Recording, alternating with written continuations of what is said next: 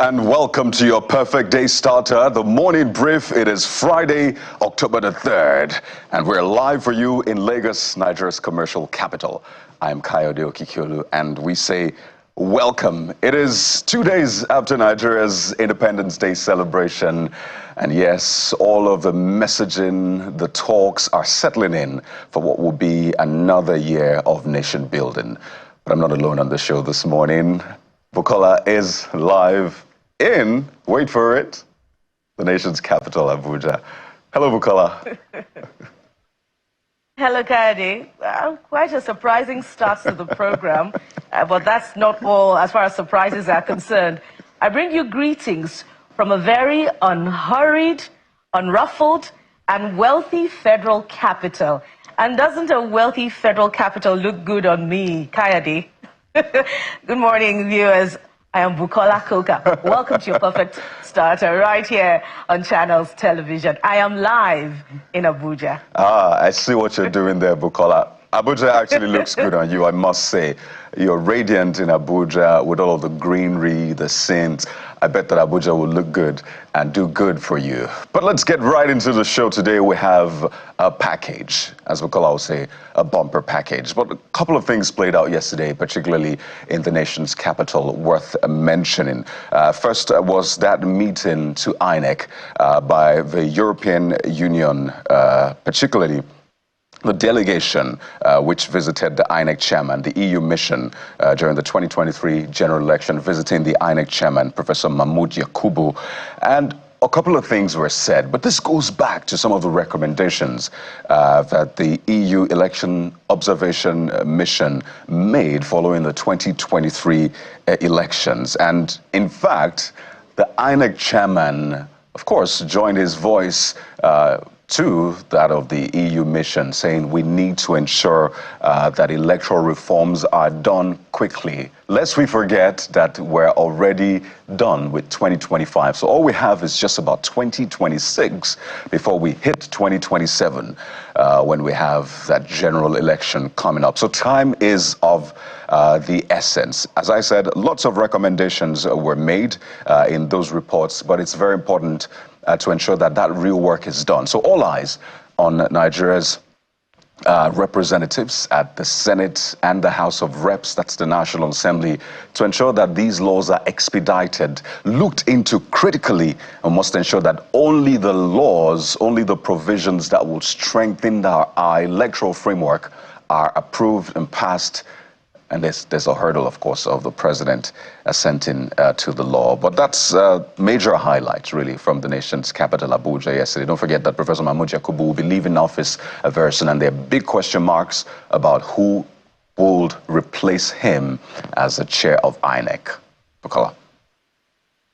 Yes, indeed, Kade. The advocacy is on that the next man, to take leadership of INEC must be, one that is above board, one that is not aligned in any way with any political party, and more importantly, one that can stand, tall and strong beneath pressure, or any form of political interference in the determination of elections. And of course, amid all of that, the legacy of the man whose tenure is almost expired is being scrutinized. But more importantly, he's also calling for early passage of the amended electoral law, which is critical for effective planning ahead of the next general elections. A quick, outline of some of the items we're expecting from electoral amendment. We talked about one of them weeks ago on the morning brief. Diaspora voting, to give diaspora a strong voice in our election management and determination, particularly because of their contributions to Nigeria's economy. When we, recall diaspora remittances, which are increasingly becoming, significant as contributions to the economy.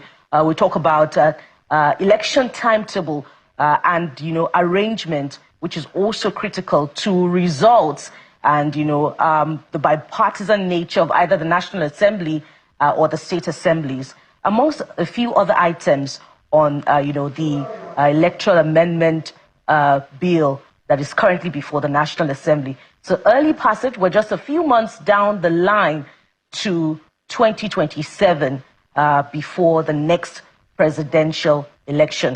We're also looking very closely at the presidency, to see if there'll be a repeat of the back and forth under the last administration, where there were items on for electoral reform at that time.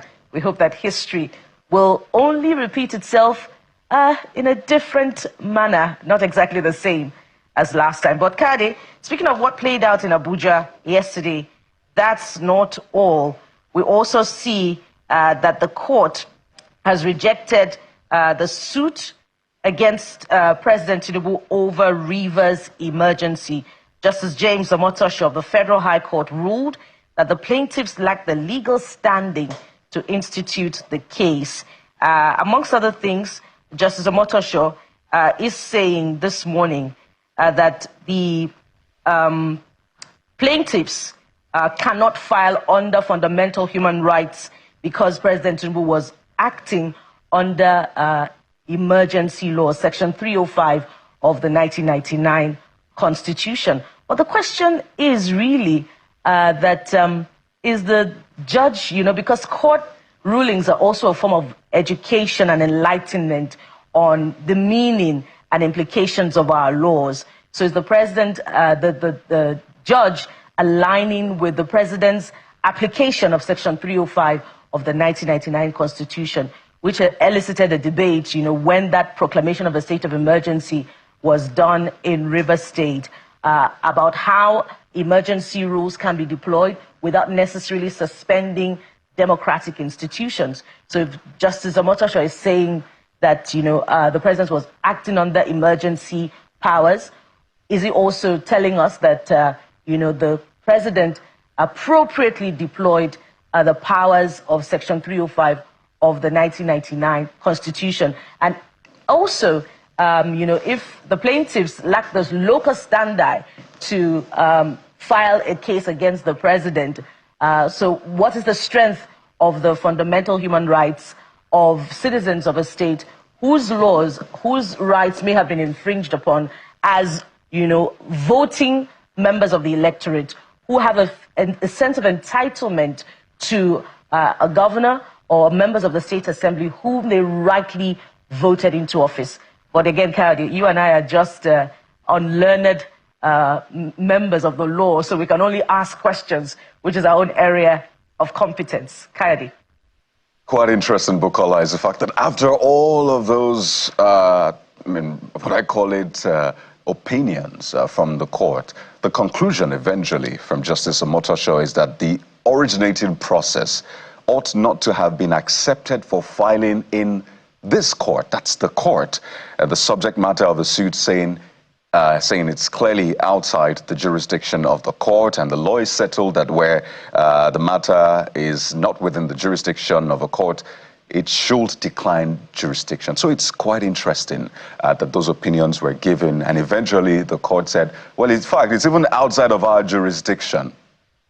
Well, again, some of the issues that we really need to look into when it comes to court processes, filing, and cases, because we need to build trust in the judiciary much more. The judiciary is meant to be the hope for the common man, the very last hope for the common man. So after all of that talk, we then hear that it's not even in our jurisdiction. In any case, there's a build-up to 2027, whether we like it or not, and the vice president, or former vice president, the presidential candidate of the People's Democratic Party, Mr. Atiku Abubakar, has been in the news time and again about his ambition to run yet again in 2027. But one interview that was given in-house on BBC caught a lot of people's attention, where the former vice president spoke about supporting a younger candidate, and there was different interpretation of that particular statement. So his media aide, Paul Libe, had to come out and say, well, he didn't say he will step down, but what he said is if a young, credible candidate comes out of a credible process, then he will support that candidate. Some say potato, potato, but that's what it is right now. From the former vice president, say, I am not stepping down, but if another candidate, a younger candidate, comes out of a credible election, then I will step down. I must say that the jury is out there on whether or not he should run, but it's his fundamental human right. Whether or not the people would vote for him is another thing entirely. And I can tell you this, he is very confident that he has a lot of support from Nigerians. Bukola. Well, we've had this conversation time and again, particularly since the emergence of the African Democratic Congress, the new party that is the House, aggregating this coalition by the opposition from the different political parties. Some of them from the PDP, most of them from the PDP, and some of them from even, the ruling party, the All Progressives Congress. But we've also talked about, the big egos in the room and how it will be difficult, to arrive at a consensus, such that they can present a formidable opposition to the All Progressives Congress in the next general election. It is unsurprising that the aide of the former vice president and presidential candidate of the PDP in 2023, will put out that statement because his principle is, what many now consider a traditional runner for the office of the president. The question is, if indeed he secures the ticket of the ADC in 2027, will he win in his fundamental right, to run for the office of president? It is said that, former president of the United States of America, Abraham Lincoln, actually ran 16 times. And we know that late President Muhammadu Buhari himself, went for that office about 4 times before he eventually won. So who knows? But more importantly is, the history of defection that is now attached to the former president. Does it, augur well for political integrity in our electioneering and, party formation tradition? Those are the real issues. Those are the real questions that we should be putting through to the former vice president of the Federal Republic of Nigeria, especially as we move towards the next general election, such that we can also tie that to what he offers to Nigerians in terms of transformation. But it's an ongoing conversation, Kayode. We hope we get the opportunity to ask those questions again soon. But what do we have for you today, Kayode? Well, I can tell you, Bukola, that there is no escaping those questions eventually. They will come, and we'll ensure we get the answers for Nigerians. But elections, so much talk about elections, but what are the dailies saying about yesterday, today, and maybe tomorrow? We're going to be taking a look at the front pages in a moment, but just before that, something to chew on. Must the next chairman of INEC be a woman? Or a man, rather? Can it be a woman this time around? Just something to chew on, one of the messages we got from our viewers. But we'll take a moment now. When we return, Mr. Dayo Akintobi joins us for a review of the dailies. Stay with us.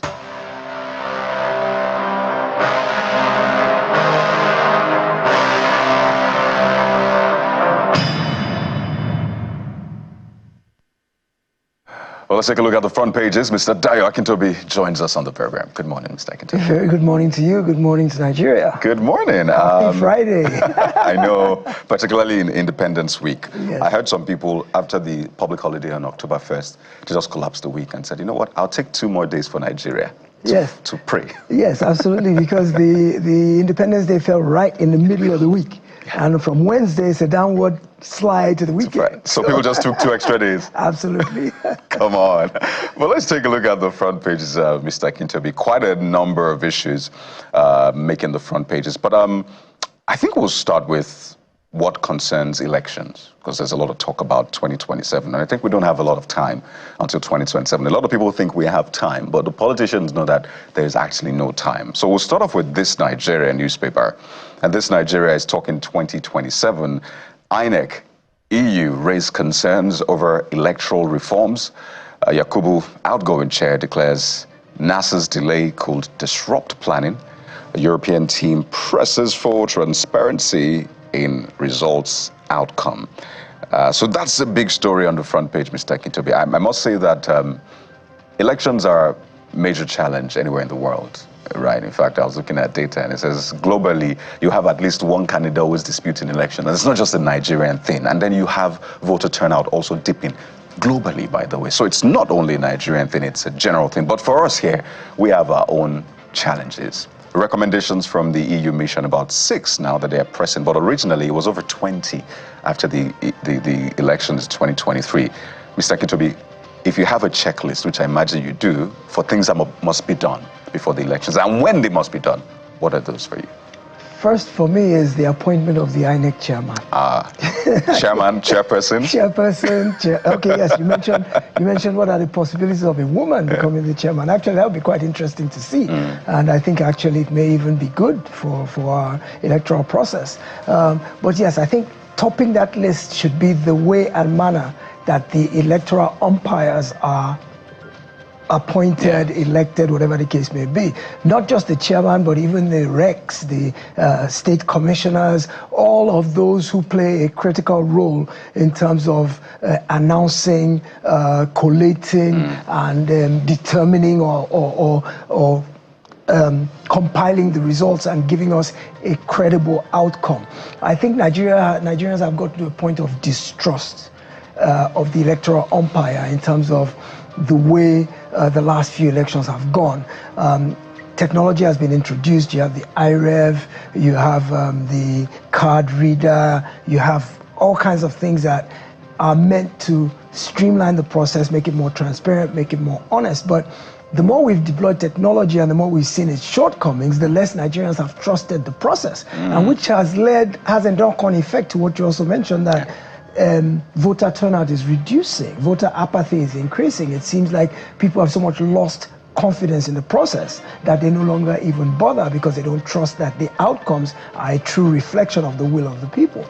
So the EU, like you said, came out with about 20 recommendations. What is interesting to me is that the outgoing chairman is fully supporting these reforms, but in the 10 years that he was there, when he had the opportunity not just to champion these reforms, but to actually implement many of them, suggest many of them and implement them, he didn't do as much. I know he did try to introduce some reforms, but I think he could have done a whole lot more. So I think he benefited from a system that is now trying to upend for whoever is coming behind him. But yes, there's a lot of things that can be done. The reforms from the EU, personally, I don't like outsiders coming to tell us how to run our affairs. So when I saw the EU yesterday, the electoral monitors sitting with the INEC chairman and pontificating about what we did wrong and what are the things we need to do to correct it, it didn't sit very well with me, but I can understand why it is necessary, because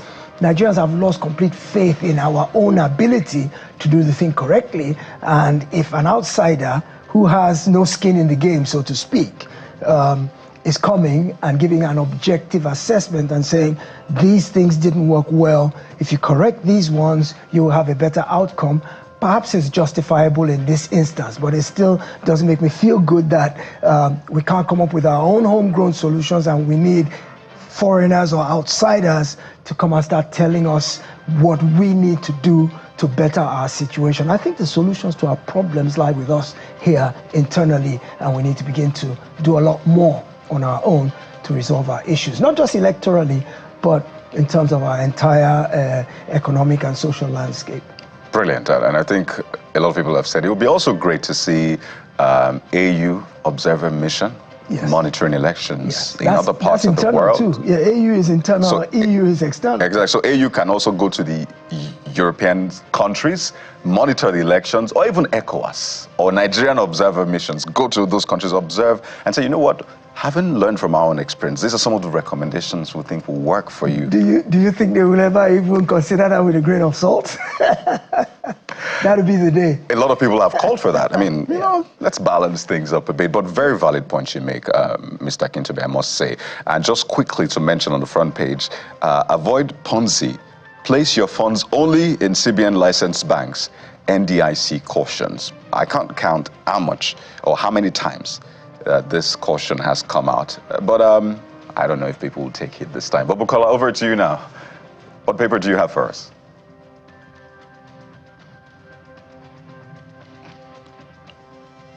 I have for you this morning the Guardian newspaper, but listening to you and Mr. Akintobi gives cause for sober reflection, particularly as we move towards the general elections, with the positioning yet again, that the foreigners, are sort of setting a tone for a reform for our electoral process. It gives a cause for a lot of thinking. But let's look at the Guardian. How brand Nigeria suffers for misdeeds of few abroad. Mr. Akintobi, the picture there is quite telling, and I'm going to leave you to do the reflection on what the Guardian is trying to tell us. But if you look at the story on the inside pages 4 and 5, there are Nigerians who are, doing amazing things abroad, but are facing cases of, corruption, and their businesses are threatened because of the image of Nigeria and Nigerians abroad of being corrupt. And we've had this conversation even on this show some months back, when a research presented by a young Nigerian actually showed that Nigeria is not the leading nation in the world as far as Ponzi schemes and internet fraud is concerned. There are other countries in the world who are, who take positions at the top of that list. Mr. Akintobi, how worrying is this for you when you consider these trends? It's become quite an epidemic because globally we're seen in a certain light that has a very negative impact on a lot of our efforts overseas. For example, I particularly know an individual who, just because Nigeria showed up on his CV, wasn't able to get a job in the UK, and they kept telling him that, oh, you've worked in Nigeria. And this is a person who had dual citizenship, UK and Nigerian, and relocated to the UK, but had worked for a multinational conglomerate in Nigeria, and was told pointedly, the fact that you've worked in the financial department of a multinational in Nigeria, you would have picked up certain bad habits in terms of transparency, integrity. Even if you yourself are an individual of integrity, the fact that you've been seeped into the system that operates in Nigeria gives us pause to be able to employ you. So globally, even if we're not the most corrupt, or even if we're not the ones who engage in the most nefarious practices, the fact is our people flaunt their achievements, even if they're negative. The same way we have Nigerians doing wonderful things in medicine, in engineering, in IT, in computing all over the globe, the same way that they're celebrated, so also are Nigerians who are doing things that are not above board are also very loud. Look at the case of like a hush puppy, for example, who was very publicly Nigerian, and despite the fact that he was breaking the law and doing things that were criminal in nature, he was flaunting it on social media, not hiding the fact that he was a Nigerian. And this kind of story spread globally, and people use that to stereotype us that this is what we're all about, even if we represent a whole lot more than that. And Nigeria is also known as the capital of romance scams, whereby people are hiding behind the internet. You know, the internet confers so much anonymity on anyone that you can do anything without people knowing who you are, where you are, what the truth about your intents are. And we have people in Nigeria who are committing global scams from our country here. And the IP address of your computer will show where you're operating from, so it's easy for international law enforcement to know where you're coming from. So we have a lot of negative publicity, and the truth of the matter is that our youth seem to think that there's shortcuts to wealth, and they're not so steeped in the tradition of working hard and paying your dues and one step up the ladder one at a time. There's this hip-hop lifestyle that is promoted in Nigeria that shows lavish wealth for little effort that is celebrated. We've not begun to ask how people made their money and condemn those who can't explain how they manage to live the way they do. As long as you've got money in Nigeria, you're celebrated. So that encourages people to seek success at all costs. And because of the disparity between the naira and foreign currencies, the euro, the pound, the dollar, it's much more lucrative to seek to do your scams overseas and earn hard currency. So there's a lot of this going on, whether Nigerians overseas, whether Nigerians here who are preying on victims overseas, and it's being promoted in a way that doesn't do the country very well. I suppose President Tinubu, since he has been in office, has been doing a lot of overseas tours, trying to burnish our image, to show the world that Nigeria is a whole lot more than what people have been led to believe, because the attention, the public attention has been very negative, and it's getting to a point whereby nobody internationally would take a Nigerian at face value and believe he has anything good or honest to offer. It's really quite bad that our reputation has gone down the tubes, and we all individually, not just government, need to begin to work to improve that image. I must say that, just to add to what you've said, Mr. Akintobi, I mean, we have great Nigerians doing great stuff. Ngozi Okonjo-Iweala, Aliko Dangote. When they say the richest black man, they go to Aliko Dangote. Yes. But when it's time to, tell the bad stories, they just suddenly focus more on Nigeria. I was speaking to some people from across the world, and I was just curious, what do you think about Nigeria? The top two things they said was insecurity and internet scam. And, I had to try to contextualize these issues. Yes, there's insecurity in parts of the country. Yes, it's a big deal, but that's one side of a story.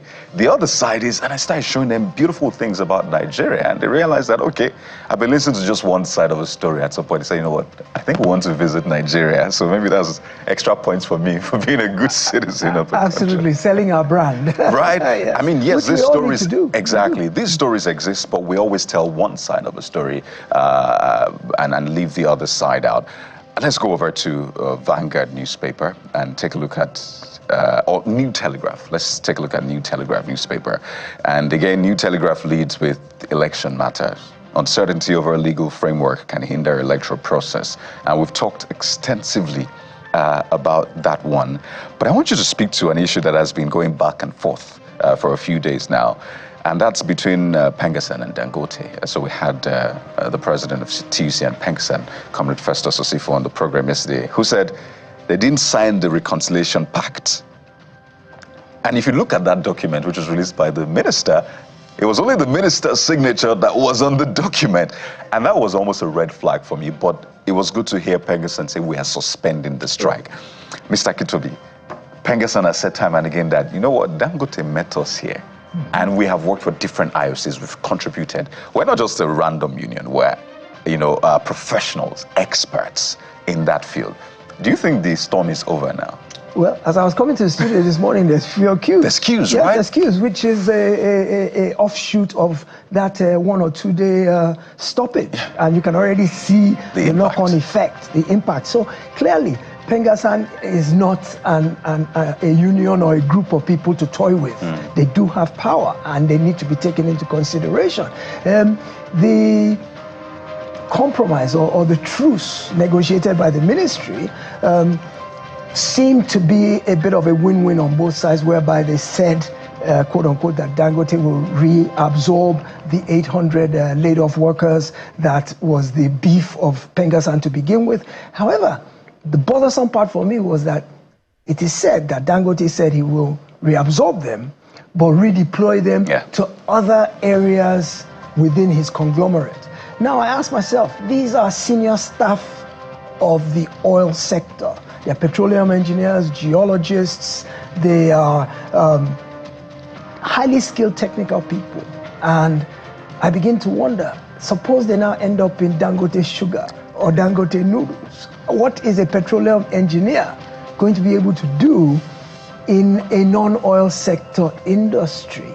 And I think this was just Dangote being clever by half and knowing that by the time he shunts them off into the happy good night, after a month or two, they can't be satisfied because they'll be round holes in square, there'll be round pegs in square holes. They're not at their professional competency area, and I don't see how any of them will be able to be happy in a different organization separate from what they trained as and where their field of expertise is. So perhaps Dangote sees it as a way that they'll get frustrated and they'll eventually leave. I also imagine that some of those that were recently retained have probably relocated their families near the Dangote refinery, have probably rented places, and all of a sudden you are telling him to go to Obajana cement factory in Kogi, and he's just paid for a 2-year deposit on a 3-bedroom flat in Ajah somewhere to be close to the refinery. So this is disruptive, even though it looks on the surface like it's a solution. So I don't think we've heard the last of this. I don't think this was resolved in any way, which is why Pengassan has put that caveat in place that we've just suspended, we've not cancelled. And if what we are looking for is not ultimately achieved, we reserve the right to reopen the strike. So my view all along has been that there's got to be a middle ground for both, because both have vested interests that are critical to the well-being of the nation. Like you said, you've described Pengassan as how pivotal they are to the value chain of the oil and gas sector. We also know that Dangote has brought succor to Nigeria by virtue of this refinery. When was the last time you saw a fuel queue? Before yesterday. When was the last time there was scarcity? When was the last time price stabilized since the removal of subsidy? So definitely the refinery is a positive for Nigerians, and it is an enterprise we should all support because it is good for the country. It is good.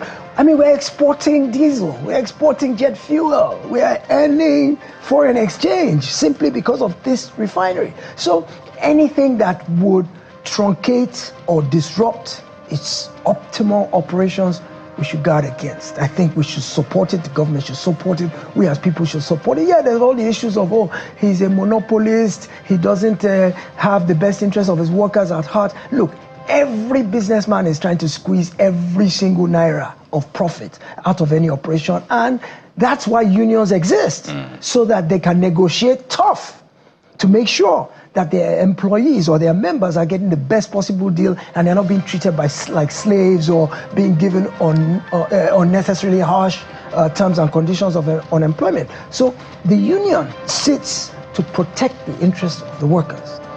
The entrepreneur or the industrialist works to maximize profits, be able to pay his loans. $20 billion is not a small amount of money. How much of his own money was in it?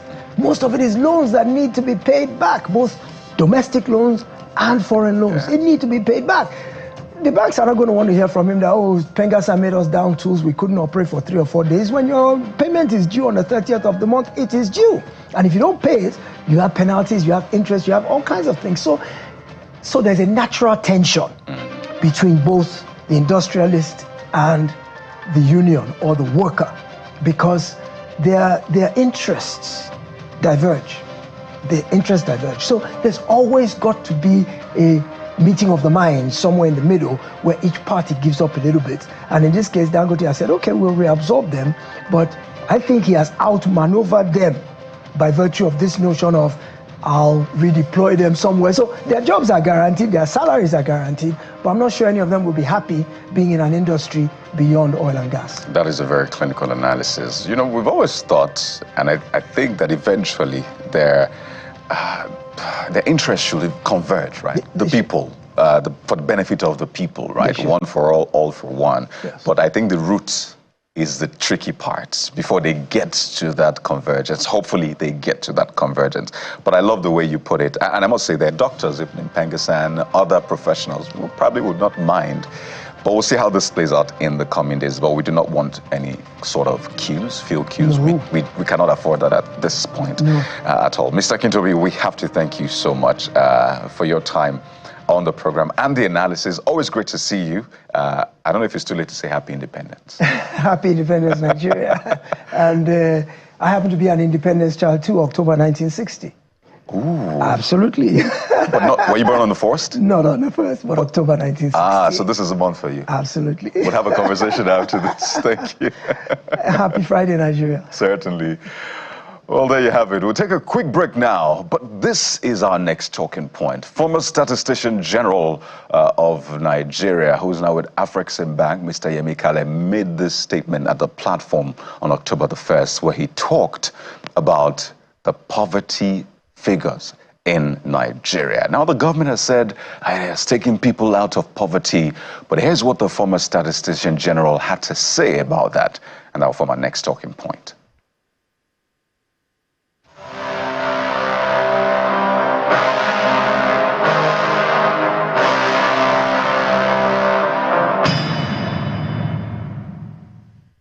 Nigeria is a nation with immense potential that has yet to be fully realized. Between 2015 and 2024, for example, our real GDP growth lightly stagnated and per capita income contracted, eroding living standards. During this period, millions of Nigerians were pushed into poverty, squeezed by persistent high inflation, rise in unemployment and underemployment, even as 3 to 5 million young people entered the labor market annually while job creation lagged. The Human Capital Index, which is a measure of the future productivity of today's children, remains among the lowest in the world, with the most recent index suggesting that a child born in Nigeria in 2020 can expect to reach only about 36% of his or her productive potential, given current education and health outcomes.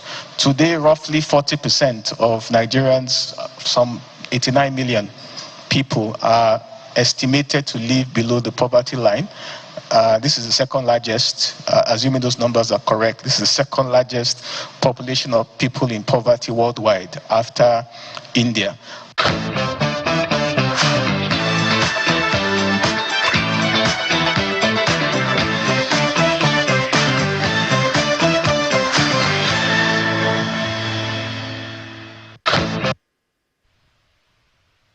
Welcome back. And so that very unsettling submission by former head of the NBS, National Bureau of Statistics, Mr. Yemi Kale, sets the tone for our first conversation this morning. And, you know, to help us, of course, we have Dr. Tokwe Fashua. He's the special advisor to President Bola Tinubu on economic affairs. He joins us right here in our Abuja studio. Good morning, Dr. Fashua. Thank you for joining us and thanks for the invite on the program.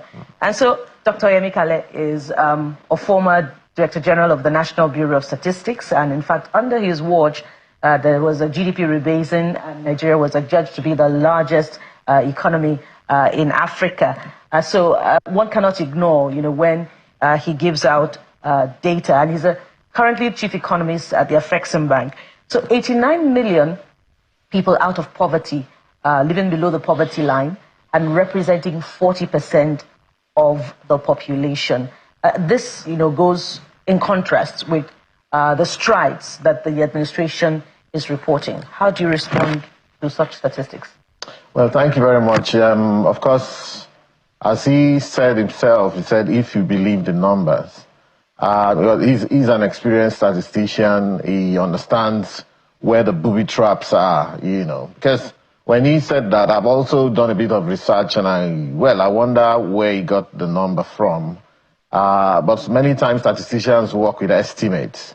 So you can take in there, because just this morning, if anyone goes to what they call the World Poverty Index, which is the worldpoverty.io, you see that against Nigeria is listed 71 million people, not 85 million people, not 80 million people. And in fact, I remember that when the World Poverty Index started about 5, 6, 7 years ago, we had about 76 million people there. So, in fact, it was surprising to me, and, well, not so surprising to me, because I have my own data, research, opinion about what's going on. But even on the World Poverty Index, the number of poor people in Nigeria has reduced. You know, that's the extremely poor people in Nigeria has reduced. You know, so that's remarkable. And you ask if, how does that jive with the current rhetoric and current narrative of government? You know, I mean, of course, we understand that contrary to people who will come and say, you know what, people are hungry, let's share all the money, let's give them money on the streets and all of that. The current administration of President Bola Ahmed Tinubu is saying that, look, we are not going to really be sharing money. We want to do something that takes us on a different trajectory, that paints a new picture, that prepares even our children and unborn children for a better life than what we have had. Even though it must be said also, for those who try to compare Nigeria to 1960, that in many ways we are living a better life now than used to be the case. That's the truth, In 1960, just after independence, we had a whole lot of people, of course, living in villages and so on. It was when we took over government as nationals ourselves that people started moving from villages to Lagos, to Ibadan, to Kaduna, to Enugu and all of that. And then that created a kind of urban poverty because people found themselves in those cities and they were out of sorts as to what to do and what to... So anyhow, now the focus of President Bola Ahmed Tinubu is not only to tackle the poverty issue, which is historical, like I've said. Part of it is historical, part of it is, this is where we find ourselves. There are families who have been in generational poverty, but many times also, how do we get them to take different decisions?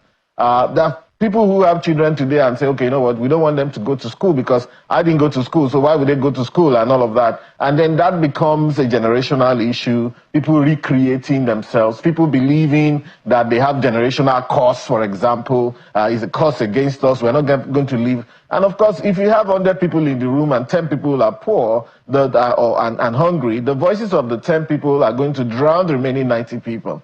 What we're doing since President Tinubu came is to have a tectonic shift in the way people think, tectonic shift in the way the government operates, and you can see that from President Tinubu's last independence speech. I mean, how can someone roll out all those indices about positives going on in the economy, in the GDP, in the revenue collection, in what have you, in the trade balances of the country, in revenue generation, in the health sector, in humanitarian services, and of course, people will still come and say, is that what we're going to eat? Now, people should try, including I've heard professors saying that, is that what we're going to eat? Fine, people should learn not to think only about themselves. Because if we are saying that you want to have a better country, it had better be good and better for majority of the people. But if you're saying you yourself, you think that you are poorer today than you were a few years ago, and then that means that nothing is being achieved, you are wrong, And again, so what the reforms of government has done is to say there are new opportunities for people to get involved, to reposition, even the investment in infrastructure, for example, roads, bridges, and co, that people criticize. What the third most important need of human beings after food and shelter, and clothing, is transportation, mobility. People need to be able to live where they are, to go to where they can find a job. If there's a construction site, you should try, maybe you are selling the sand or selling the cement or offering labor. These things are there. So, but for somebody who has decided that, look, I don't want to get involved, this country is this country is that, this is what you're going to get.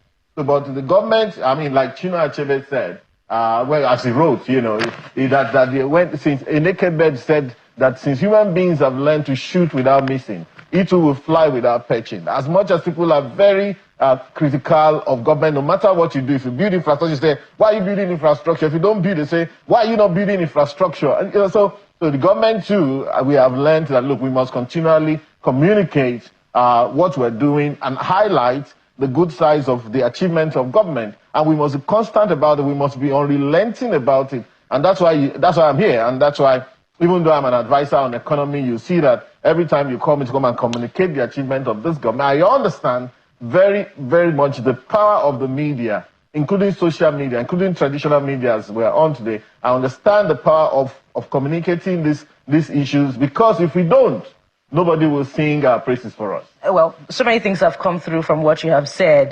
First of all, the people reserve the right to question what government is doing. Absolutely. Because in this case, they are the employer of the employed. That would be the elected and appointed. And you also talked about data. The data put out by Dr. Caleb may have been,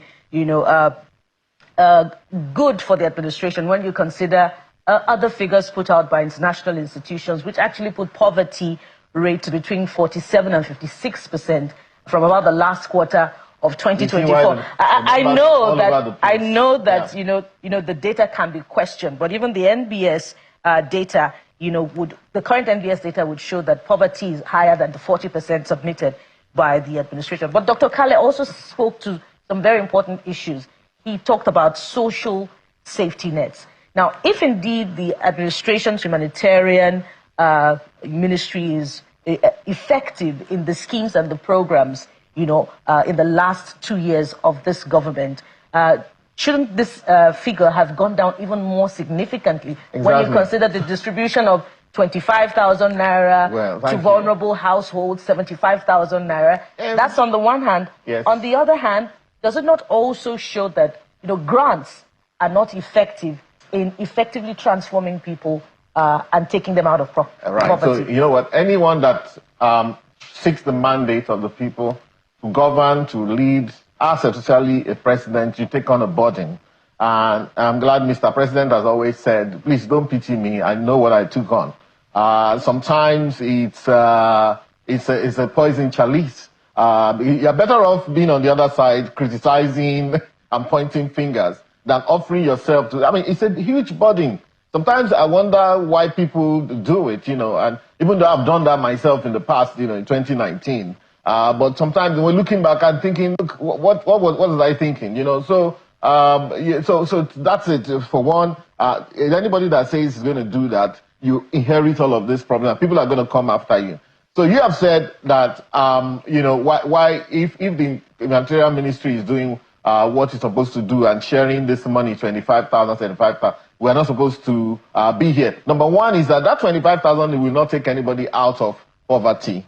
It's just money to feed, to tide over to a certain point in time. That's why, more and more. However, you'll also realize that we get being pushed in that direction, especially by even many international agencies. The IMF, the World Bank will come and say, you know what, we want to give you money to go and share to people. Mr. Kunjawala was here, who's also very experienced and worked in this country 12 years as Minister of Finance. He also said that, social services, you're not giving money to the people. Now, so the thing is this, that look, the government understands that we need to give money to some people, but we will not be pushed in that direction of just going to share all the money.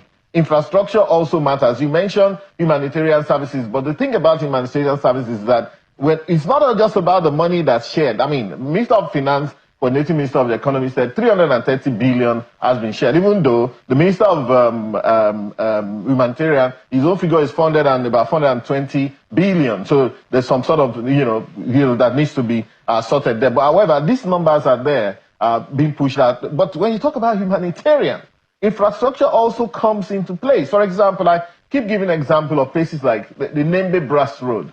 The Nembe Brass Road, many years ago, Rex Jim Lawson sang a song and talked about how, he will use canoe to go to Nembe. That had been there since the time of 1960s when Rex Lawson was singing that song, up to recently when the road and bridges that linked the Nembe to the mainland of Rivers State has now been commissioned and all of that is in use. Go to Taraba State, many parts of Taraba are still till today. And that's one of our most beautiful terrains, cut off from the rest of Nigeria. So every time you do an infrastructure that makes it easy for people to move around, or you invest in hospitals, in schools and all of that, you are actually impacting on that humanitarian factor. For example, under Minister Pate, about 4,000 primary health centers have been refurbished. There have been provisions, about 4 million free deliveries have been made for women.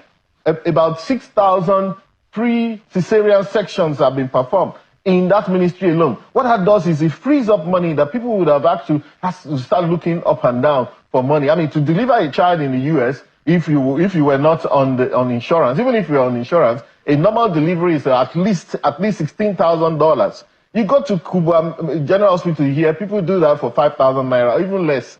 And we have been doing this consistently for over so many periods of time. Equally, infrastructure, spending on education, for example, more than 100 billion naira has been spent on NEL Fund, I understand that if a student applies in year 4, that NEL fund will not only pay your school fees for year 4, including giving you pocket money, it will pay your school fees for the past 3 years that you have been paying. That is money in people's pocket. People are not emphasizing this. So again, the point is this. We understand that if we don't say it and blow our trumpet, nobody will. Mr. President has eloquently blown the trumpet on October 1st, and for the first time people were shocked. But then again, it riles some people because, hey, unfortunately, some people don't want to hear anything good about Nigeria, but this country is making progress.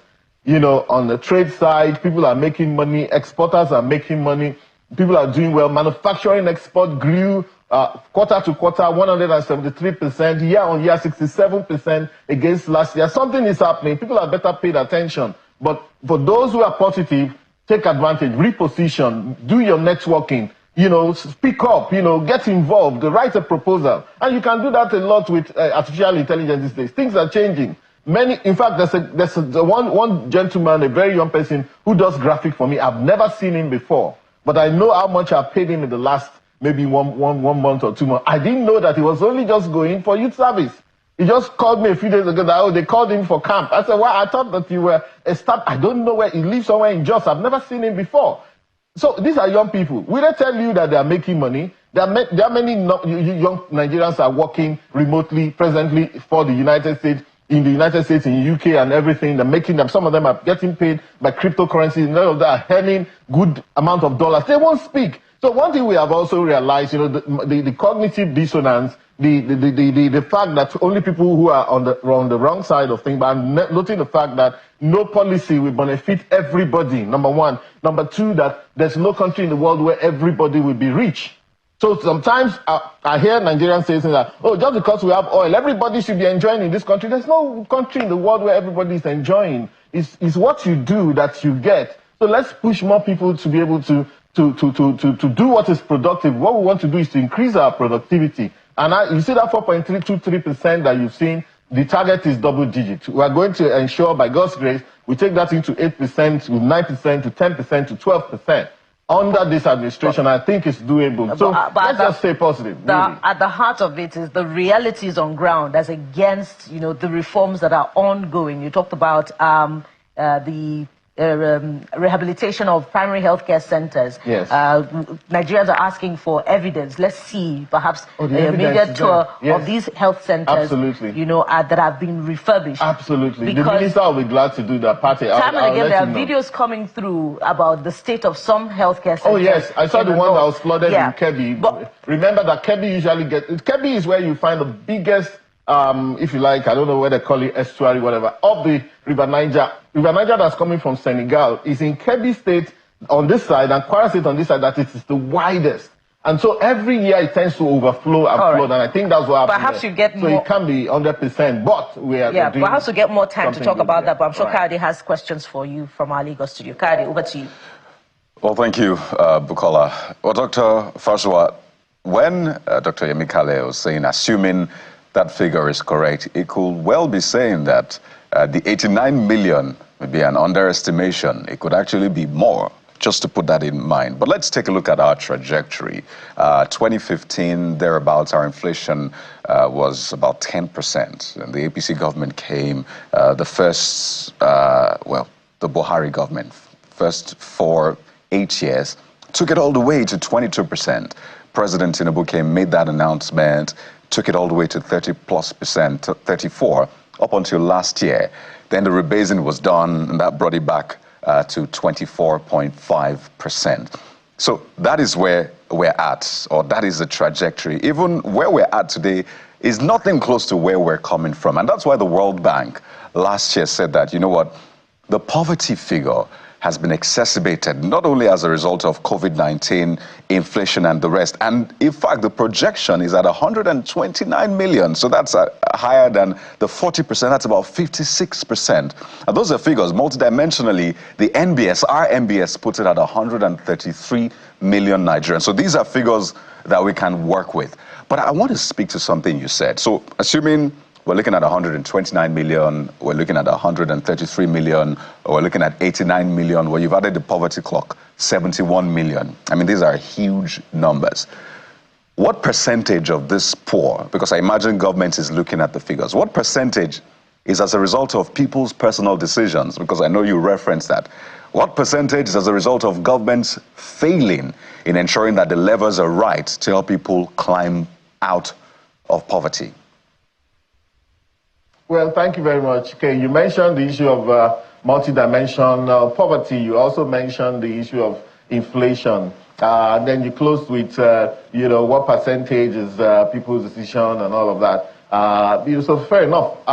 Let me take that multidimensional first. The report that people quote often, which has actually now been weaponized, it's a 2022 report of the Bureau for Statistics, which says that there are 133 million people who are multidimensionally poor. People like to use that multidimensional because the word sounds very big, and so it sounds very serious, even more important than that abject poverty. It must be said, abject poverty, food poverty are the real serious issues.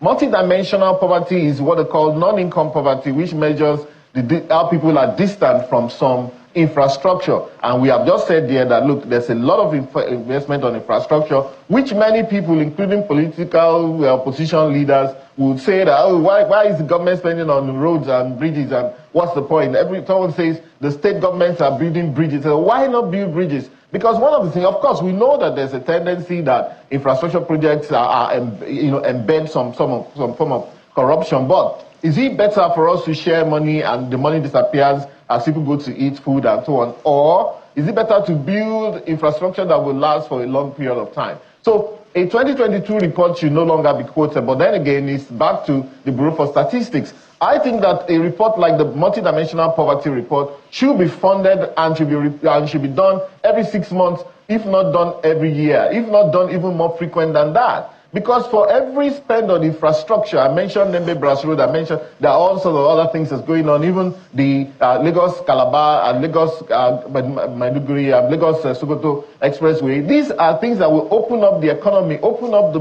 blue economy, new developments going on. People are being paid for working in those places. So to a large extent, I would think that if we redid the multidimensional poverty today, perhaps we will see that maybe 10 or 20 million or more people have been taken out of multidimensional poverty as a result of the investment in infrastructure. Full stop. QED. There's no other way to impact the multidimensional poverty than to invest in infrastructure. You mentioned inflation. So inflation, of course, look, post-COVID, countries around the world, including very big countries, saw inflation that they had never seen since Second World War.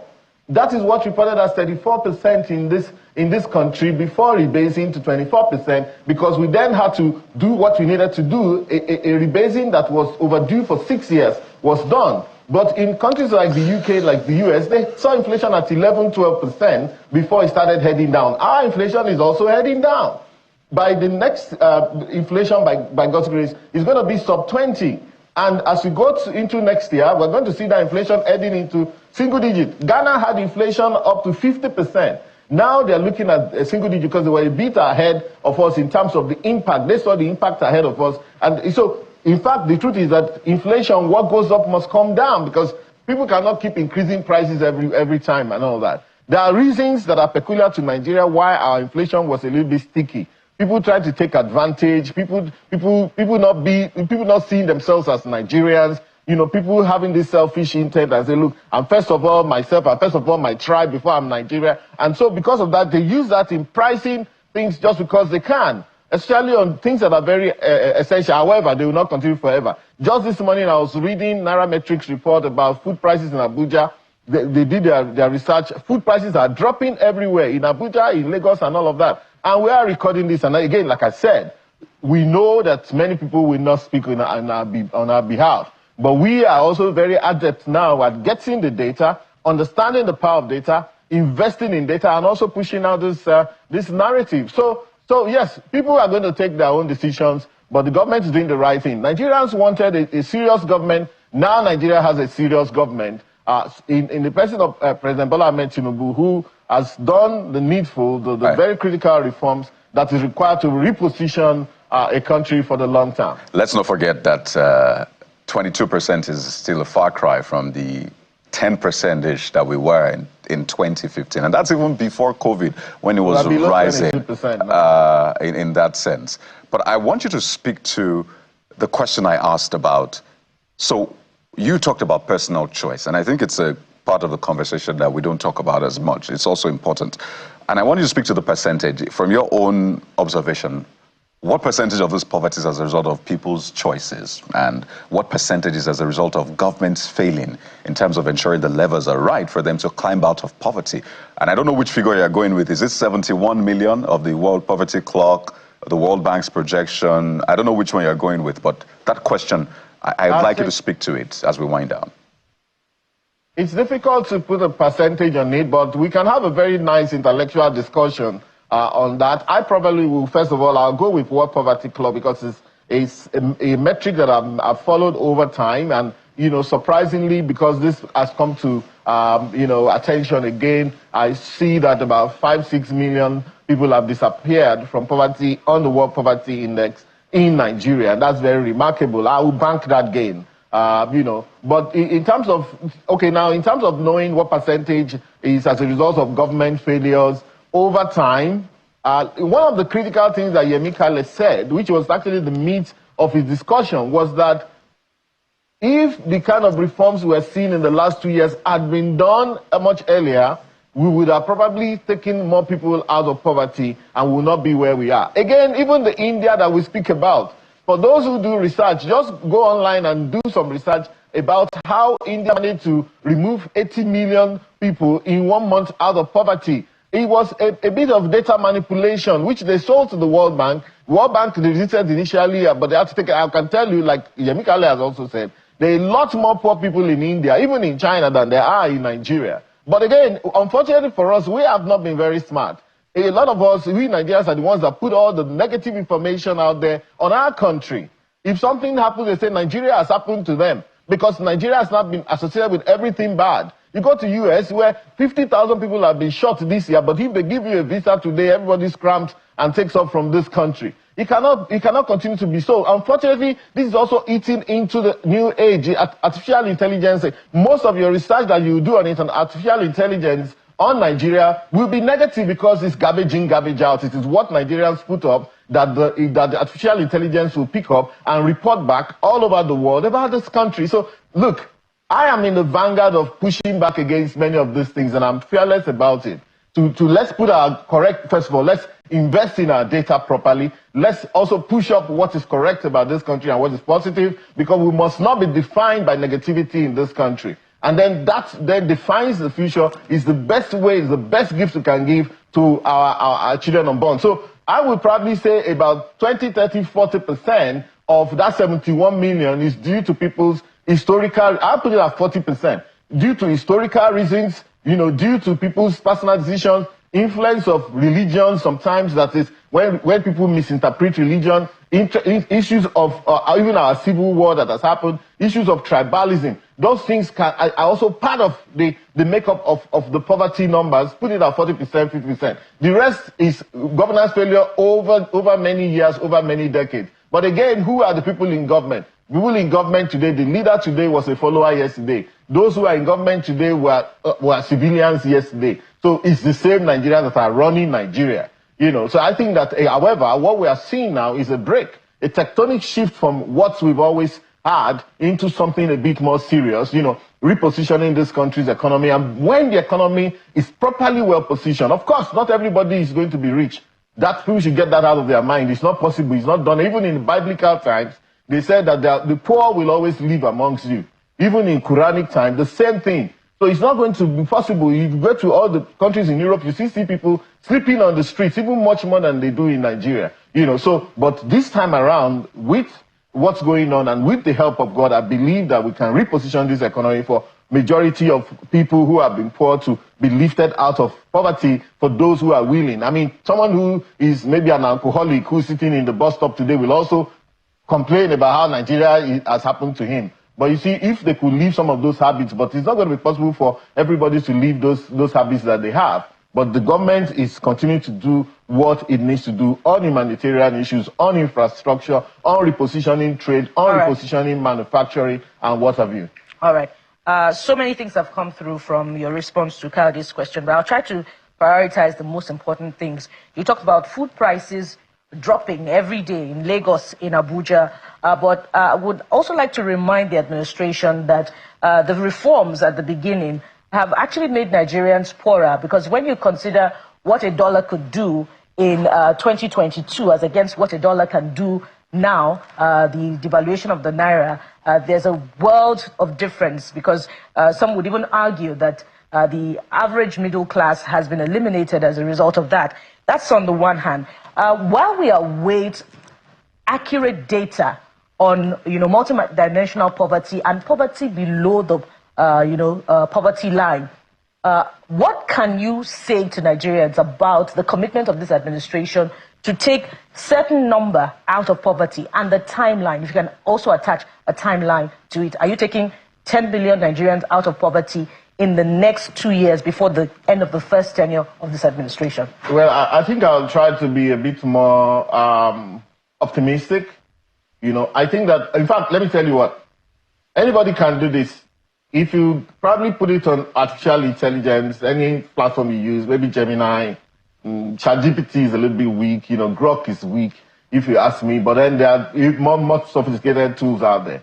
If you put it there that, giving Nigerians infrastructure focus, how many people can be taken out of multidimensional poverty? When I did it, it told me about 60 to 70 million people will be taken out if Nigeria concentrates on infrastructure building over 10 years. So take the 10 years from 2 years of this government into 10 years. Maybe, we keep talking about 2030, 2031. That's the case maybe, about 70 million can be taken out of poverty.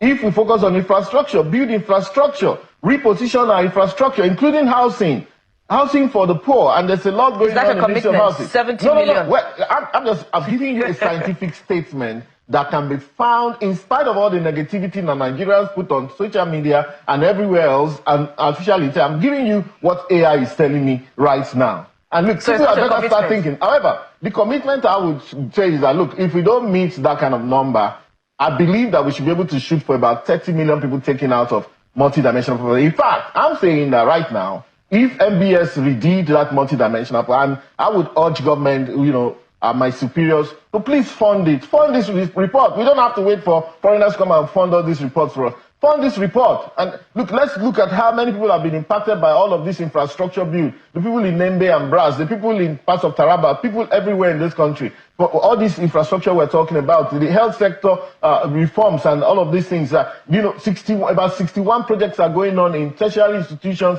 tertiary health institutions in this country. If we did it, already I say that people have already been impacted, even if it was 10 million. Let's just report that it is now 120 million people that are multidimensional and not 133 million. And let's seize that narrative and seize that data and be able to be the ones announcing ourselves every year or every quarter, as the case may be, that 200,000 people have been taken out of out of poverty, whether multidimensional or otherwise. So I would probably say that if we don't meet that 60, 70, let's look at 30 million and so on. But I think that would be a great achievement, and we can hype it ourselves. But one thing that's very important, the most important thing, is that if we're able to seize hold of that narrative, then it will be that we're expecting positives into the future and not negatives. Where we are right now, looking at a 2022 data, everybody is projecting that things will be worse. Why would things be worse when we've done what is important? And like Mr. President said, the worst is over. I mean, these are things I've always said on this show and elsewhere, but luckily now we're hearing it direct from the horse's mouth. Mr. President said, the worst is over. You cannot do the kind of reforms on FX twice. It has been done once, it has been done. Rather than 1,900 where it was, now we're talking about 1,480. Naira is strengthening, even though which is unable to do what it could do 2 years ago. Certainly, however, it's doing more on the other side because it's encouraging exports of manufactured goods from Nigeria. Again, 67% year on year, 173% quarter to quarter. That is part of the push. It's there in economics. It is there. It's called the Marshall-Lerner condition. That if your exports are price elastic, as some of those manufacturers and some of those commodities are, then if you depreciate your currency or devalue your currency, you're going to gain. And that's exactly what's going on. And because we still have the purchasing power parity advantage, you know, we are still able to do a whole lot with the naira beyond the dollar. So we're not running a dollar economy, we're running a naira economy. However, the depreciation of the naira where it is has encouraged exportation out of this country, and it's repositioning many companies. The question is how national that is an outlook for people below the rung of the ladder. I understand. We must anchor at this point. Just 1 second. Well, I'm not really a fan of trickle-down economics, okay? I'm really not a fan. I'm not going to say that people should just wait until it gets to them. I'm saying that don't wait until it gets to you. Reposition. Move around. Use that bridge and that road that has been built. Relocate. Do what you have to do. Be responsible. And stop being negative, because this country is one of the best in the world. You know, it's not the worst place to be. We must anchor people are thriving in this country. Thank you very much. We must anchor at this point. Dr. Tokwe Fashwa is the Special Advisor to President Bola Tinubu on Economic Affairs. Thank you for coming on. I appreciate it. Thank you very much. And there's more to come on the program. We'll look at weather predictions as against the planned release of water in some northern states and the impact that will have on those states, particularly those in coastal areas. So stay with us for this next one coming after the break. We'll be right back.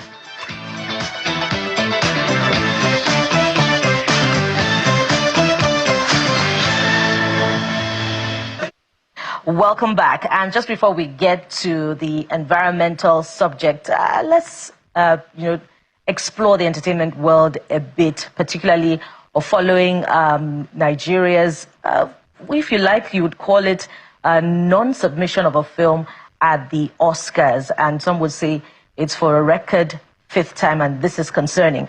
And joining us to have this conversation is the Executive Director, Nigeria Film and Video Censors Board, Mr. Shuaibu Oseni, who joins us right here in our Abuja studio. Good morning, and thank you for coming on the program. Thank you so much for having me. The pleasure is here. And happy independence. Yes, indeed. It's 2 days after, but of course, we're still in celebration mood. Especially for us in the arts community, considering the fact that the president gave us a good gift, and that's the reopening of the National Arts Theatre. So for us, we are still in a celebrative mood. Absolutely. Yeah. And that's good reason for celebration. Yes, indeed. In fact, that's another talking point. Yeah. But let's look at, this concern about non-submission at the Oscars. It's happening time and again. What does this mean for an industry that is positioning as the 3rd largest with an abundance of content that is celebrated across the globe? Well, thank you so much for having me. And it's a topic that we need to talk about, really. And for us, it just means that we have to just go back and do more work. We're not the only country that will not submit a film or have no film to submit this year and the previous years. I know, like countries like Egypt, like Morocco, they will get to a point where they will look at the entries that were submitted and they will say, the committee will just agree that none of this film should represent us, so to speak, because there are criteria for them. So a year that we don't have any submission, we shouldn't quarrel or brood over it. We should just go back and do some more work. And the more work that we need to do is that to enter a award scheme like the Oscars requires some level of deliberate. Let me just say, you have to be deliberate if you want to enter for this kind of competition, because there are so many criteria that are involved.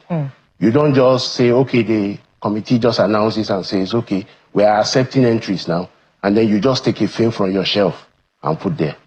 A film that will appear in 2027 Oscar they will start making it now, and then they will start prospecting it at festivals and award ceremonies so that they can have invitations where there will be reviews of the film, because most of the guys who program content, who curate content for big festivals, especially the big 5 festivals, are on the Oscar selection committee. And so when you have a very good work that has premiered or that has screened at these festivals, the chances are that it is possible to get there. But here, the rule is that your film must be 51% non-English dialogue. So if you just speak maybe Pidgin or Yoruba, and then you expect them to now begin to get 1%, 2% of your local language, and the possibility is that they will enter it and it will just be like 40% and you're out. So what questions should we be asking of the Stephanie Linus, by the way, our own Stephanie Linus committee, about the 6 films that were on the table? Because some people are asking, what happened to Mai Matarba, the Hausa epic film that stood out? That was last year. That was last year. That was last year. Mai Matarba was last year, and it was selected. It was entered, but we didn't pass through the vetting stage because there are stages at the Oscars. Okay. If you submit a film as a country, or as the selection committee submits a film to them, they vet the films to make sure, it's 51% language, non-English dialogue, it meets technical details, and all that. And it has been premiered in your country for at least a week before. There are those criteria. They will vet all that. Once they vet it, then they will now go to the next stage of shortlisting. And they shortlist 15. Usually there are about 89 countries that submit entries regularly to this in the best international film category, not in the major category. Then they will get about 15 of them, and then by December, they reduce the 15 to just 5.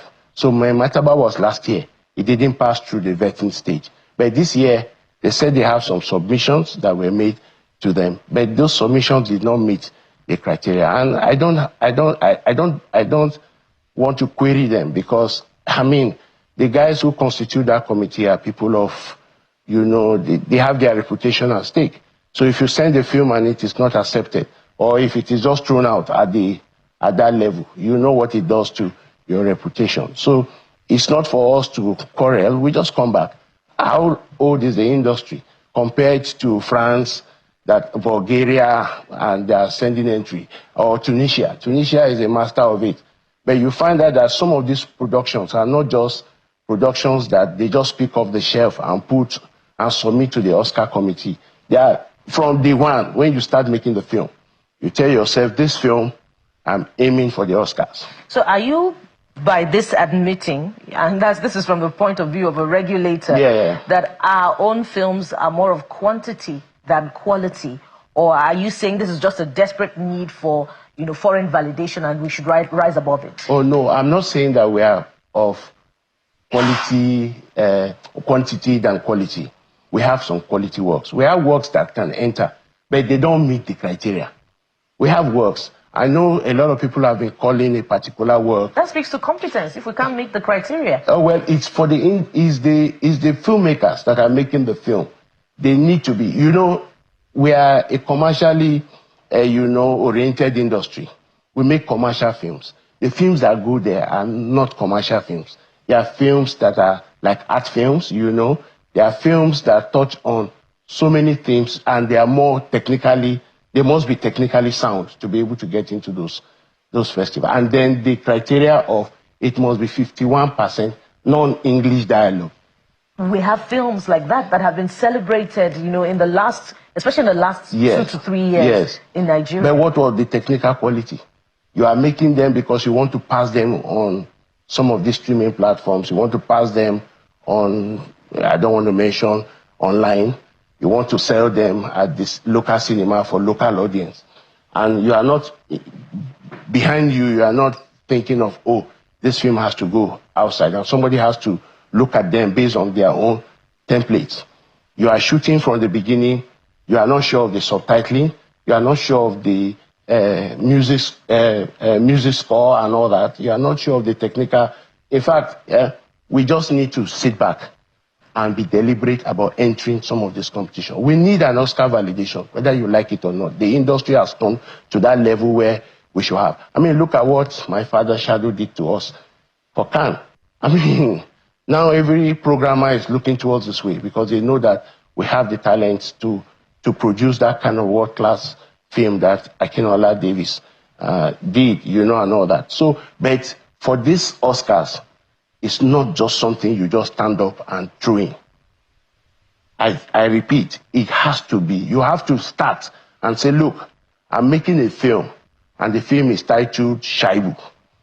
And I want to put these films in festivals. I want to put this film in next year Oscar. Then you begin to go to the website of the selection committee, and you look at the criteria, what they require, and you begin to work towards it. Once you do that, you will find that the committee will not have any choice but to have your film selected. I mean, the committee selected CJ Obasi's film, Wata. That film did very well, internationally. It opened at a major festival, I think Sundance, and then at FESPACO. And it did very well, although it did not pass through the nomination stage. It passed through the vetting stage, but it got to a stage where they reduced the numbers to 15, and we didn't make it. That was a pass mark for us as at that time. There's a film like Lionheart, although it didn't. Yes, language. And then he had they calculated and found that I didn't get up to 51% of that language. But Lionheart opened in Toronto International Film Festival. So, and if it had passed that stage, it would have the chances of even getting to nomination, because you opened at a major film festival and there were reviews about the film and all that. So everything is deliberate. You don't just pick a film off the shelf. And maybe what they should start doing is to sensitize our filmmakers, the committee, to sensitize our filmmakers on the need for them to they have to be intentional about it. It's not every year we just say, we don't have any film. No, but the fact that we don't have anything to submit in Oscar does not mean that we don't have an industry. We have an industry, we have films that can stand anywhere. All right. So you have said that we do need the Oscar validation to open us up into the international space. We do. Now, some would argue that, look, we can create our own table, and this continuous desperation for foreign validation, either it's in the arts or in the movies or in music, is needless. But what would an Oscar endorsement do for Nigeria's movie industry? Foreign collaboration, foreign money. Distributors will run after the film. And it will not only open in Nigeria, but it open internationally. And when you get money from theatrical distribution, you know what it does to you as a filmmaker, because it adds to what you want to use to make your next film. So it just puts us up there in the map that, we have somewhat arrived. Not that we have not arrived as an industry. The industry has had some, breakthroughs here and there. But this particular one, look at the film that went to Cannes, My Father's Shadow, for instance. Distributors running over the film, and then everybody is saying, Nigerian film by a Nigerian filmmaker, and so on. So that validation is very necessary for us. If a film like Metaba or Lionheart or Mami Wata had made it, the filmmakers will be just swimming in glory somehow, because someone somewhere we pick them up and say, okay, if you are able to make this kind of project, then it means that you'll be able to do this kind of project, and then they'll fund it. And foreign money is good for the industry. We need to bring back, and then not just foreign money, because some of these projects will be shot in the country. And so you have transfer of knowledge, because when an international producer is funding a film, it comes with the best, and then we have local talents working together with the best in the world. And then by the time before you know it, we already have some international crew members working locally. So it has a lot to do. I don't want anybody to say, we shouldn't bother about the Oscars, we shouldn't bother about the big 5 festivals and so on. We should bother. But I also like the fact that we need to also build our own systems here. And we have the African Movie Academy Awards, for instance, and we have the AFRIV Globe Awards and all that. These things too count. If you go abroad and say you have won the AMA, for instance, somebody will look at you, because that award scheme is peopled by international programmers, international jurors, well-respected filmmakers. And this sounds exciting. Yeah. You talked about foreign collaboration and the other prospects as well.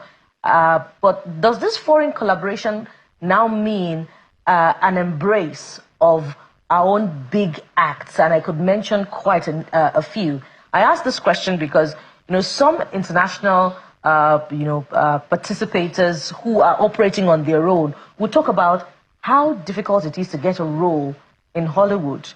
And those who are already there, if you talk about Oyelowo or Chiwetel Ejiofor, they are, citizens in their own right, and they do not need to cross too many hurdles, to get those big roles. So would that open up the space for our big talents, to also have names inscribed, on global lights? Yes, it will. It will very much. I mean, I know that the Hollywood system is a very closed system, very closed. You struggle, you do your best as a foreigner, so to speak, to get an inroad into Hollywood. But if you have a big break in a film, even here locally, if you throw up a new talent in a film, you see that everybody starts running after that talent and so. So that's how it will translate to when you appear in an Oscar-winning film and all that. And everybody will start looking for you. They are looking for the producer, they are looking for the director, they are looking for the lead actor, lead actress, who did the cinematography, and so on. Most of the cinematographers that come into the country to come and, work with our producers here are people who are internationally acclaimed. That's how you know them. You just add that to your CV. Oh, I was in this Oscar-winning film. So it will open the road, I want to see our stars cross over easily, cross there, not just make the money, but also put our name on the map. I want to see an RMD, Rita Dominic. I want to see a William Benson even, getting there and then giving us, and each time we see him on the screen, that's a Nigerian, that's a Nigerian. He does a lot, for us. Now, as we coast home on the conversation, you have said that filmmakers need sensitization and a bit more intentionality. So in terms of those criteria, what should they begin to do differently? And does this, constant seeming rejection have anything to do with, the quality of films that are being done, hence the divestment of streaming platforms who are, leaving the country with all of those, funding that is critical to producing great films? Well, I don't think those streaming platforms are leaving the country because of the quality of our films. They like those films, and they are still commissioning those films. I mean, I don't know who has made a good film, in the continent, like Chemis, To Kill a Monkey, for instance, and all that. And there are so many other films that have been made here that are of quality. But what we need to do really is to, in the mass that we make for our own audience, we must begin to think about making films for export. And there are so many benefits that come with being deliberate about making films for export. We talked about validation, we talked about bringing in collaboration. Because the only thing that can help this industry to go beyond the continent is international collaboration. Even the Akinola Davis film, My Father's Shadow, was a product of international collaboration, So we need to begin to look towards getting, some kind of support to help us technically. And that is why, for me, I am excited at the... And I want you to break down technical, because when you look at the behind the scenes of some of the films that are being produced, you see the sheer magnitude of investment that Nigerian directors are putting into, equipment just to get amazing picture quality from those films. So I'd like you to break down technical. Okay, we need to do more in the area of cinematography, for instance. We need to do more in the area of sound. We need to build capacity in those areas. And that is why, for me, I'm excited at the fund that has been provided, the Creative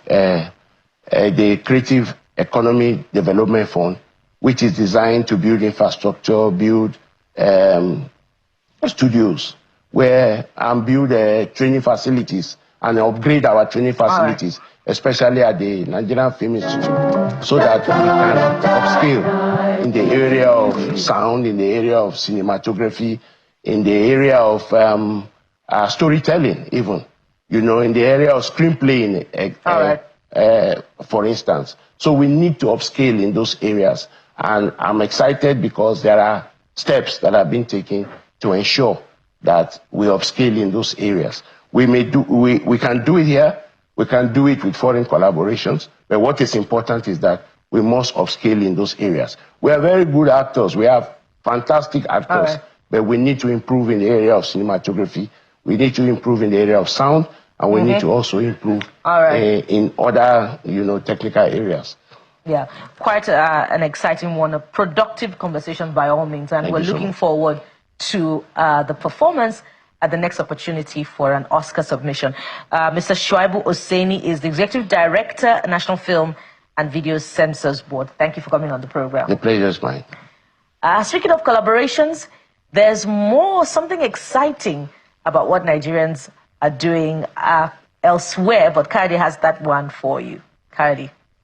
Oh, thank you, Bukola. This one doesn't need us to go far. Right here in our studio, we have young Nigerians who are making the country proud. But I need to give you the backstory to this, right? So I was in the airport somewhere in the world, and I met these young Nigerians. At some point, I was wondering, young Nigerians, what are they doing here? And what I discovered was quite beautiful. So I want you to see my experience with the Epoch House. It's a group of young Nigerian, very talented singers. And this was my interaction with them at the airport in Istanbul, okay, just to put it out there. And right here, we turned the airport into a concert hall. It was so beautiful to see. They were rehearsing their song. They were going to China to perform. Apparently, they've become superstars in China. But you probably know about them. So, ladies and gentlemen, it is my pleasure to welcome these young Nigerians who are making the country proud. They're called the Epoch House. Some other times they're called God in This Music. Ladies and gentlemen, Itunu Joe, the director of Epoch House. We have also Praise Rejoice George and Ifeoluwa Daramola. Good morning, guys. Good morning. I still recall our encounter at the airport, and I was very proud.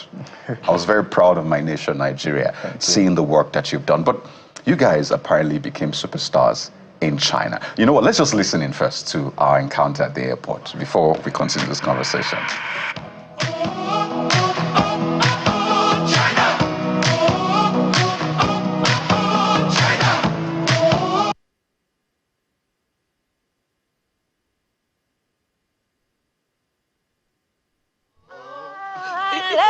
China. That's basically just You can always go there on a holiday. 1, 2, 3, go. The land is green, oh, oh. The land is green, Can't you see, I can see, oh, the harvest is ready, 'cause he told me so. It's green and it's for me. Yeah. Woo! That was fun. So that's how we turned the airport, Istanbul, into a concert ground. And you could see people walking past, wondering what is going on here. Yeah. So tell us, first off, how did you end up being superstars in China? By the way, we would show your performance in China, but how did this happen? From Nigeria, you didn't quite blow as much in Nigeria, but you then blew all the way in Asia.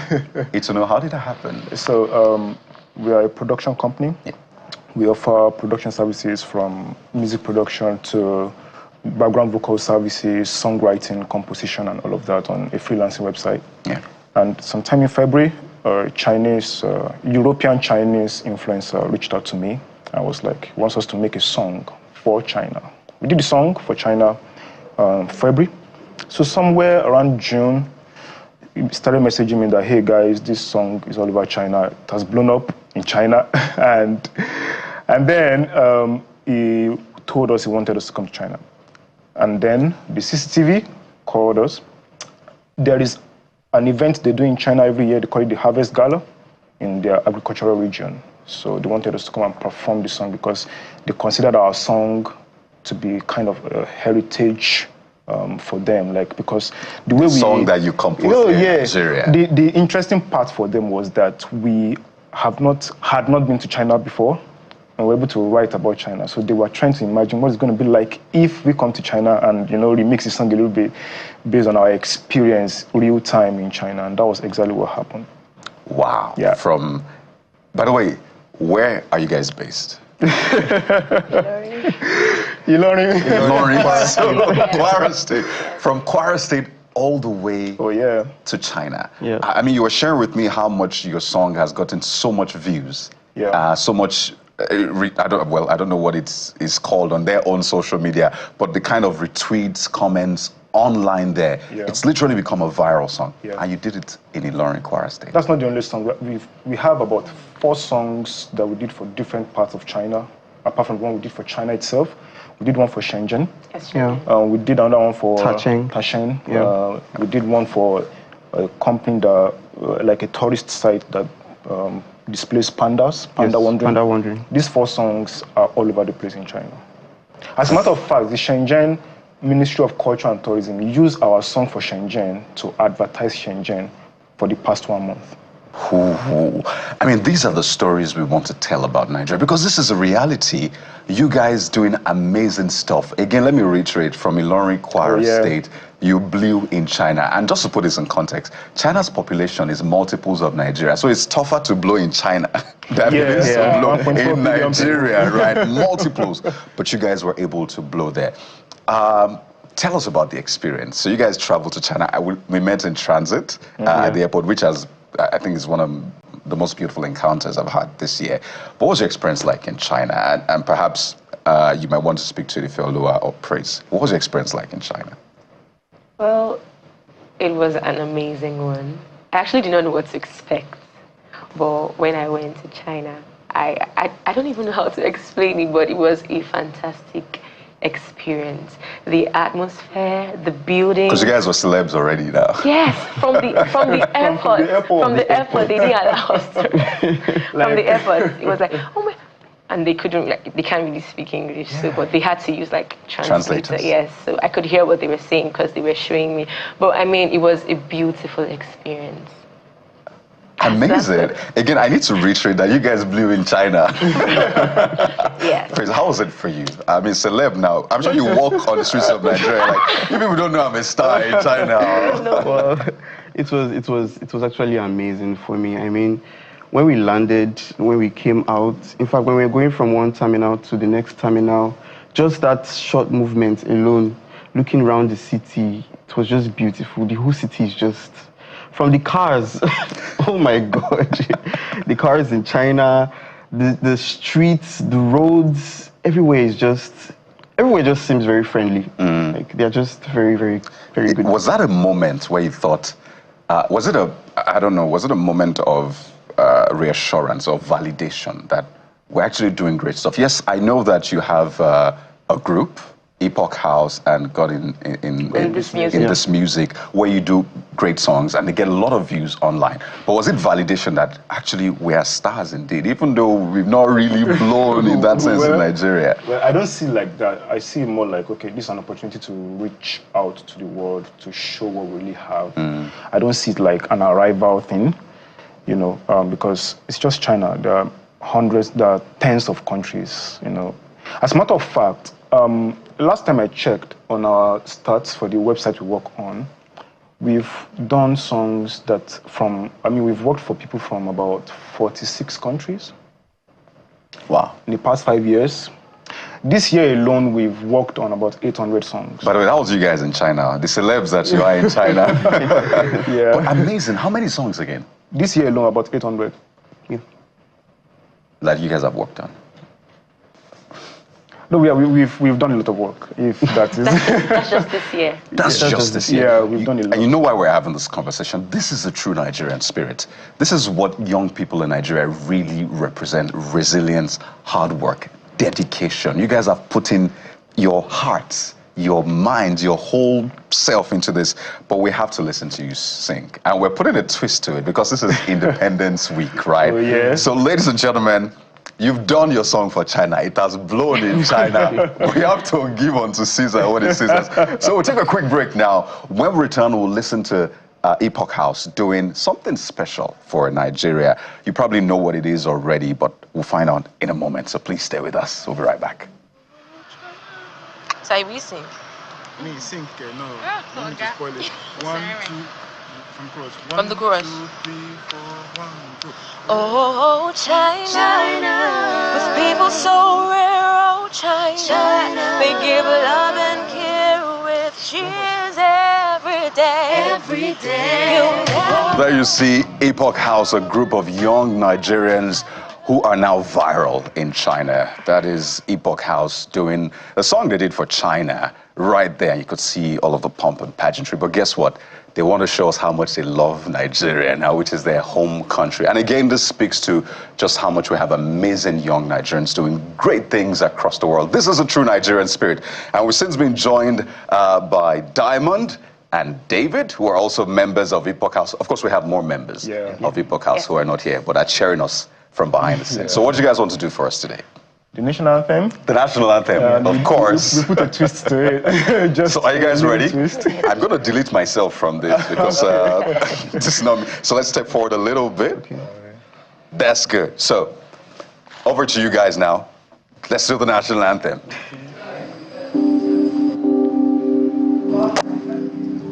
You got the key, yeah? Can just one... So here's what we'll do.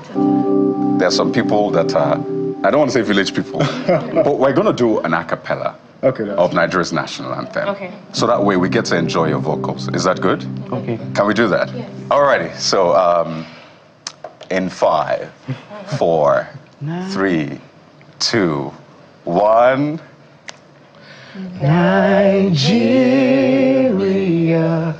we hail thee, our own dear native land. Though tribes and tongues may differ, in brotherhood we stand. Nigerians all and proud to serve our sovereign motherland. Our flag shall be a symbol that truth and justice reign. In peace or battle on earth, and this we count as gain. To hand unto our children a banner without stain. You see, this was way better than all of the tech stuff. I must say that thank you very much for making Nigerians proud and Nigeria proud. I mean, you guys should get some sort of national honor. That would be good, right? That would be good. For making Nigeria proud. So we have to thank you so much, Epoch House, for the great work you're doing. Please give us more as well. I don't know where you guys are traveling next, but make sure that as much as you travel, you give us back in Nigeria as well. I want to wish you the very best. I want to say thank you one more time. So ladies and gentlemen, Epoch House doing the national anthem. It's been an honor, absolute honor hosting you right here on Channels Television. And with that, we have come to the end of the show for today. As you would expect, we'll have our own after party right here. But from right here in the Lagos studio, I want to say thank you for being a part of the show and have a beautiful day. Bukola, I hate to do this, but you missed out on all of the fun. Well, Kayode, your fault partly. You and Jeffrey have not accepted my invitation for us to compose our own songs. We should be in Monaco, you know, by now, if you've accepted my invitation. But that's on a lighter note. It's been a wonderful time out with the Epoch House. They're amazing, and I totally enjoyed their performance. Goodbye. Sunrise Daily is next. I'm Bukola Koka. Bye.